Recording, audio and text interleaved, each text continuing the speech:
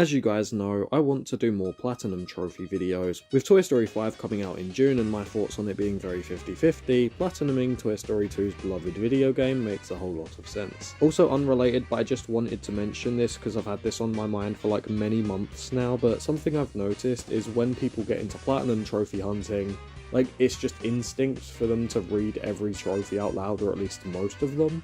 There's no joke there, it's just a fun observation I noticed. The Toy Story here is just the Toy Story of Toy Story 2. You need to get Woody back from Al. We do that by collecting Pizza Planet tokens by doing various missions throughout the game. We start at Andy's house. No, not his room, his entire house. One thing this game does perfectly is make you feel like a toy in a much larger world, and makes discoveries that would be mundane in other games like an elevator or body of water or washing so damn cool. Andy's house is a very standard family house, but there's a lot to do here, and in each level Rex will give you hints of where everybody is or just what to do. The first thing I did was go up to the attic and fight this tin robot guy for the trophy Cardboard Arena Champion.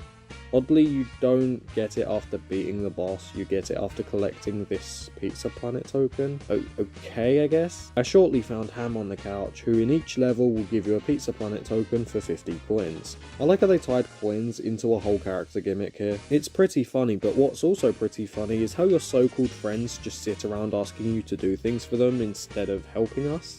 Like, in the movie. I mean, Rex still helps us out. Rex is a real one. There's also Bo Peep who lost their sheep and now you have to find them all. Another basic mission archetype in this game is each level will have you collect 5 of something and then return to an NPC. After getting a bunch of coins from platforming and killing enemies throughout the house, especially the garage, I got to RC the RC car for a race around a real car, which is not what RC stands for. It's not much of a race at all, it's just way too easy.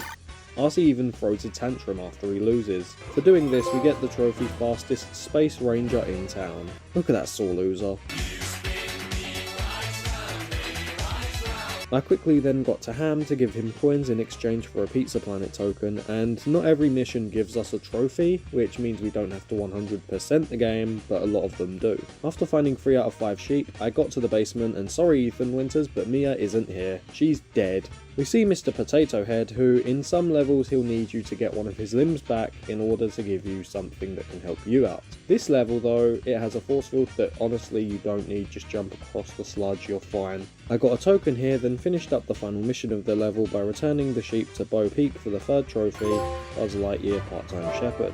We then head to the backyard and start another RC race. The strategy, due to him being much faster than you in this one, is to bump him back by standing in front of him. You can use these boost boots item if you have that, which you get in a later level, but the trophy tells you specifically to not do that. After a few attempts, I did win this race, and I got the trophy This Isn't Fair. By the way, thanks to me platinuming Crash Team Racing Nitro Fueled, and of course Sonic Racing Crossworlds more recently, I had the idea to set a save state at the start of the race, then I could just reload it if I need to, instead of wasting time in a losing race. Next, we scale this giant tree and fight the deadliest of Pixar's villain catalogue, Zurg-Kite.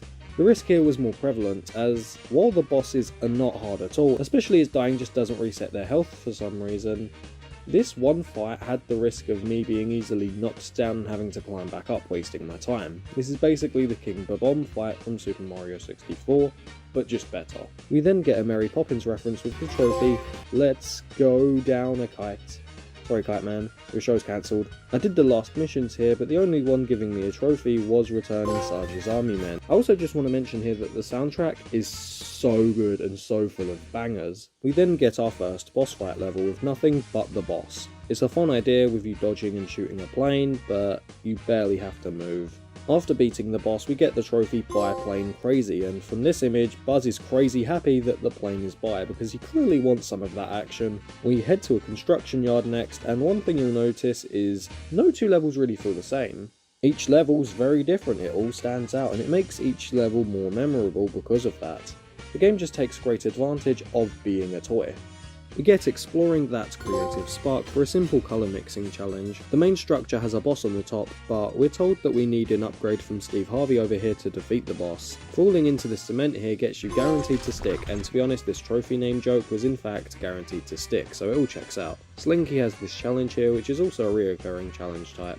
You need to collect 5 things and return to the NPC in a limited time frame. Getting these 5 little tykes to this guy gets us, oh great, we found them. We then scale the game's equivalent to Alden Tower from Infamous to get to the jackhammer fight. We get jackhammered and leave to the next level. I should say this is the first level I didn't net every collectible in, as this level is the first that requires you to come back later after getting an upgrade from Potato Head in a different level. You only need 1 Pizza Planet token to progress really, and some levels require a certain amount of tokens total to continue, but luckily for me the next level didn't get in my way. With that said, I did manage to ride a balloon for 1's trash is Buzz's treasure. I leave with just the 1 and then fight this big goo monster and get back alley cleanup.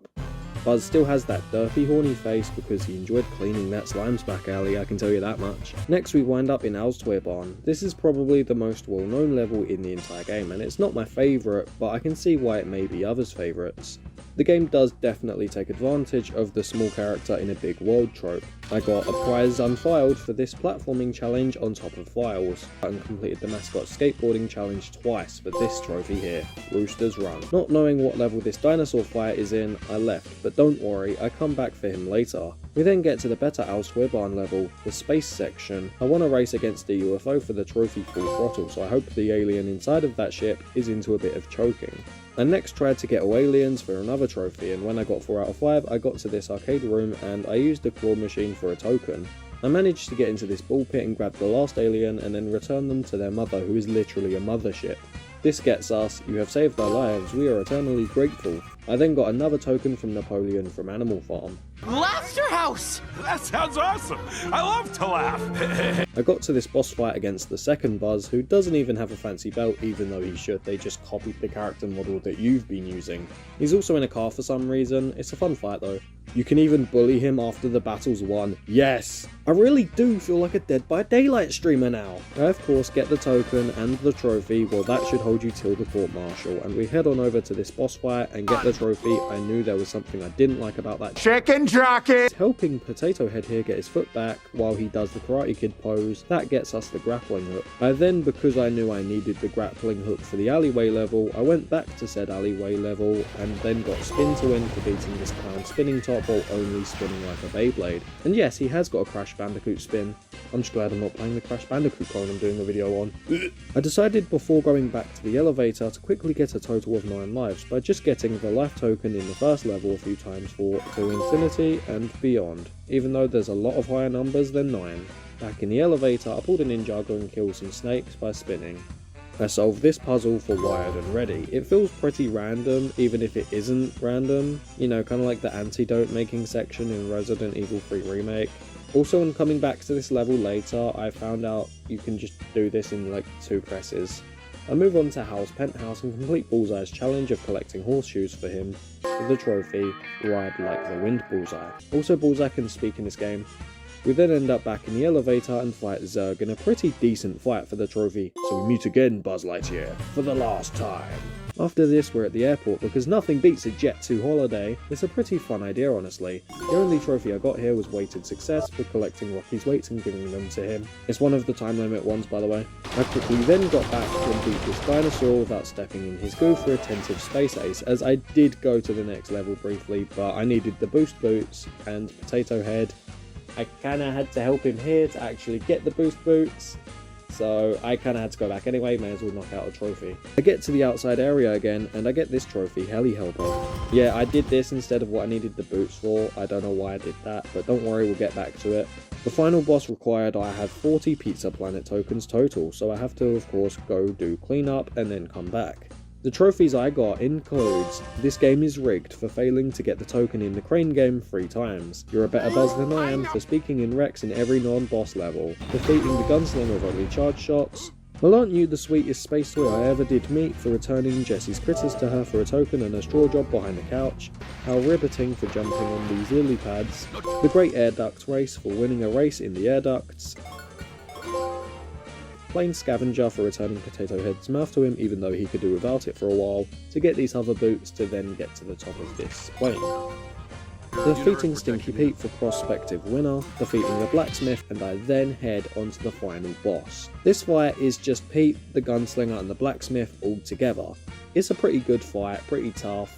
but I don't get why the blacksmith's here. Like, I get the gunslinger because he's also a cowboy, but is this guy like a Western blacksmith? I have no clue. What I do have a clue about though is beating this fight gets the last trophy, which is way too wordy. It's a nice reference though, and we then get the platinum trophy. I'm proud of you, cowboy, even though we played as Buzz and Woody. I had this game on my backlog for the longest time, and that's because I bought the game on the PS Vita for like £1.69, but you get the PS3, 4 and 5 ports all for free if you own it, so I can't complain. Oh, also if you own a PS3 port, you also get the PS4, 5 and Vita versions for free. I'm glad I finally knocked this game off of my backlog, and I can see why those nostalgic over it absolutely love this thing, because it really is great. In my opinion, it's the best thing they could have done with a Toy Story game, and I kind of wish that Disney would go back to making more single movie games or just single franchise games, because nowadays most of the stuff they do is crossovers, whether it be appearing in other games like Fortnite or just their own games like Dreamlight Valley and Speedstorm. We did get a remake of Epic Mickey though, only a few years back, so it's not like we couldn't have this game remade one day.